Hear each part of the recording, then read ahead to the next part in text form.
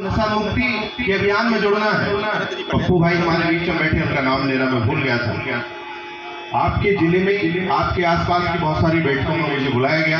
मैं भी आदरणीय विधायक जी और लगातार हम पिछले 4 महीने से नशा मुक्ति का एक बड़ा अभियान आदिवासी ग्रामों में इसलिए कर रहे हैं कि सर्वाधिक नशे में अगर किसी को धकेला गया है तो आदिवासी समाज को धकेला गया है, और जो समाज नशे से चूर रहेगा वो समाज कभी आगे नहीं बढ़ सकता। मैं याद करना चाहता हूँ उन शंकर साहब और रघुनाथ साहब को जिनको 12 रियासतों के मुखियाओं ने मुखिया बनाया था कि 1857 की क्रांति आपकी अगुवाई में लड़ी जाएगी। मैं पूर्व सपीतों के चरणों की वंदना करता हूँ, उनके चरण भी धोता हूँ। और उस गढ़मंडला के राजाओं ने 1857 की क्रांति में अन्य लोगों को भी साथ दिया। आगे थोड़ा हम चले तो रामगढ़ में रानी अवंतीबाई लोधी को राजपाट देने का काम अगर किसी ने किया था तो शंकर साहब रघुनाथ साहब के पूर्वजों ने किया था। मैं पूरी लोधी समाज की तरफ से उनका ऋणी हूँ, आदिवासी समाज का ऋणी। पर उसके पूर्व में भी मैं जाना चाहता हूँ 1857 के पहले भी क्रांति हुई।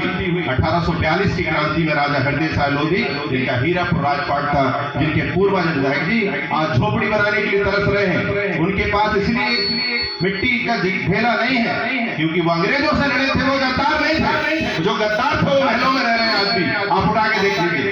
एक भी राजा जब देश आजाद हुआ, जब भारत देश आजाद हुआ, मैं आदिवासी समाज को बताना चाहता हूँ विधायक जी 256 रियासतें गौड़ों की थी जिनका विलय हुआ था जब राजतंत्र खत्म हुआ। मैं जानना चाहता हूँ सरकारों से कि वो 256 गौड़ों की रियासतें आज कहाँ है?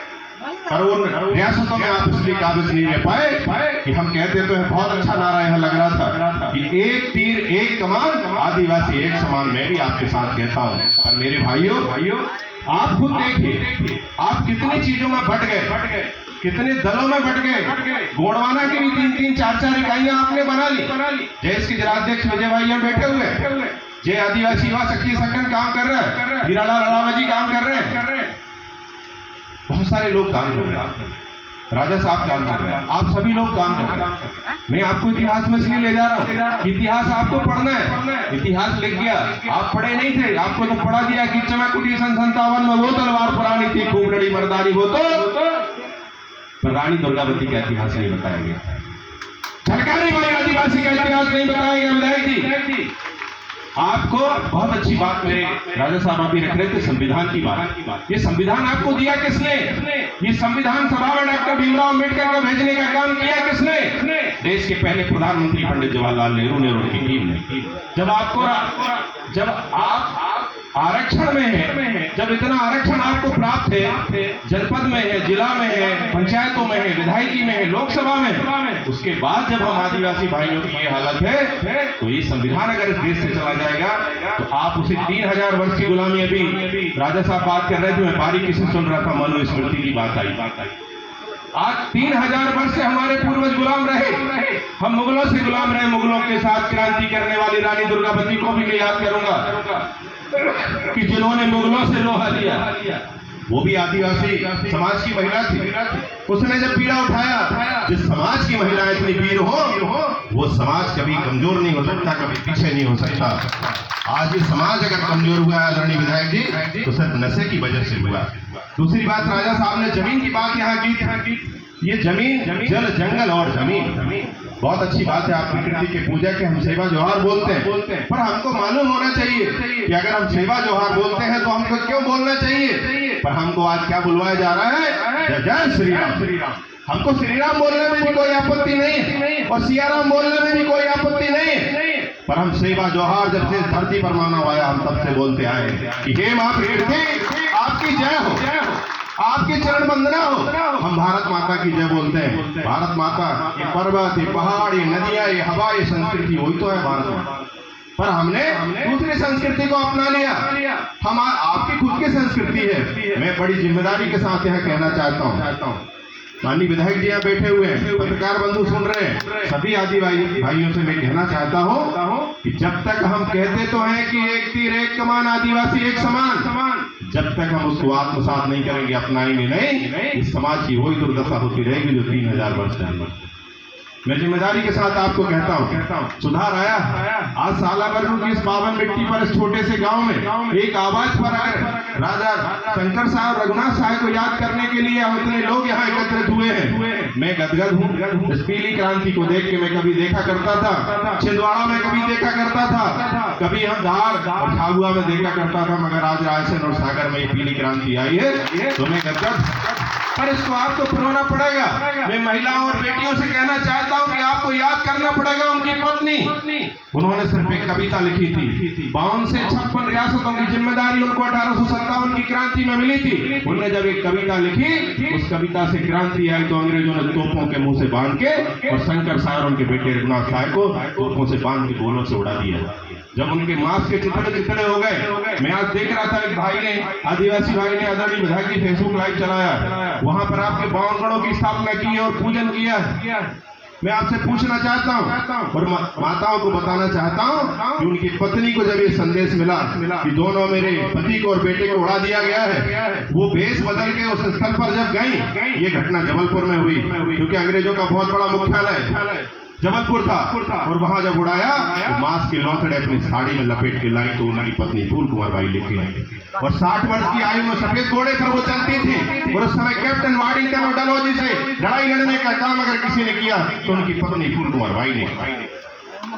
उनकी बहुत ही मान कुंवर भाई, जिनको अंग्रेजों ने सर्च अभियान चलाया, डलहौजी ने आदेश दिया कि सर्च अभियान चलाओ, शंकर साहब रघुनाथ साहब का कोई भी परिवार खून का एक कतरा जिंदा नहीं रहना चाहिए। मेरे आदिवासी भाइयों, आप उस भीड़ जाति से आते हो, पर देश बदल के मान कुंवरी को भगाने का काम भी फूल कुमार बाई ने किया कि आपको एक वंश जीवित रहना है, अंग्रेज इस देश में नहीं रहना चाहिए।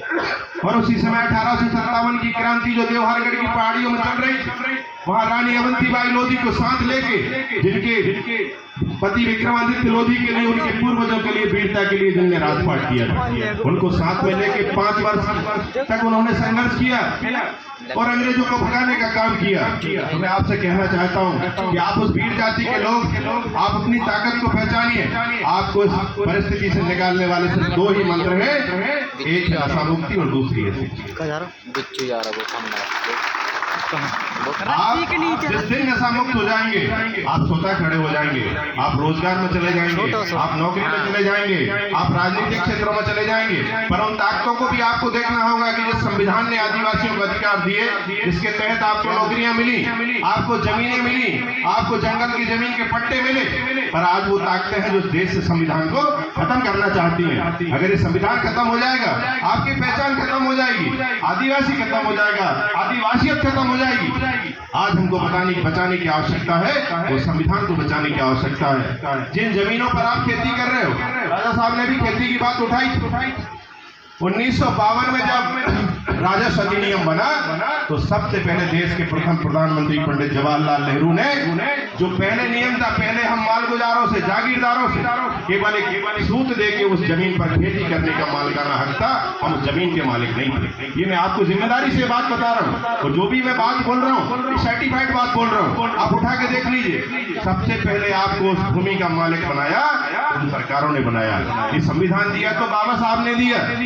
आज बहुत सारे आदिवासी भाई, सतीश पेंद्रान जी का नाम यहाँ बहुत सारे युवा साथी बैठे हैं जो जानते होंगे, जिनने पूरा समर्पण, पूरा जीवन आदिवासी उस बेटे ने आपके लिए समर्पित कर दिया। वो पेशे से इंजीनियर है, बिरसा ब्रिगेड चलाते हैं, भगवान बिरसा मुंडा के वंशज हैं आप बड़ी भीड़ जाति से हैं, बहुत सारे लोग आपके लिए काम कर रहे हैं, पर जब तक आप नशा नहीं छोड़ोगे, कोई भी व्यक्ति आपको आगे नहीं बढ़ा सकता है। ये मैं आपको बड़ी जिम्मेदारी से कहना चाहता हूँ। 1952 में जब राजस्व अधिनियम आया, जिस जमीन पर आप खेती कर रहे थे उसका मालिकाना हक देने का काम अगर किसी ने किया तो उस समय की सरकारों ने। पर मैं आपसे कहता हूं कि आपको अधिकार प्राप्त है संविधान के दायरे में। आपकी विधानसभा की सीटें फिक्स हैं, आपकी लोकसभा की सीटें फिक्स हैं आदरणीय विधायक जी। आपको नौकरियों में आरक्षण प्राप्त है, पर किसकी वजह से है? संविधान की वजह से। और आज देश में संविधान को खत्म करने की बात हो रही है, तो आपको अपना आदिवासी भी बचाना है, आदिवासियत भी बचाना है, और देश का संविधान भी बचाना है। और दोनों हाथ उठाइए कि हम संविधान बचाने के लिए कौन कौन मेरे साथ हैं। बड़ी बड़ा पेन था, बड़ा पेन था।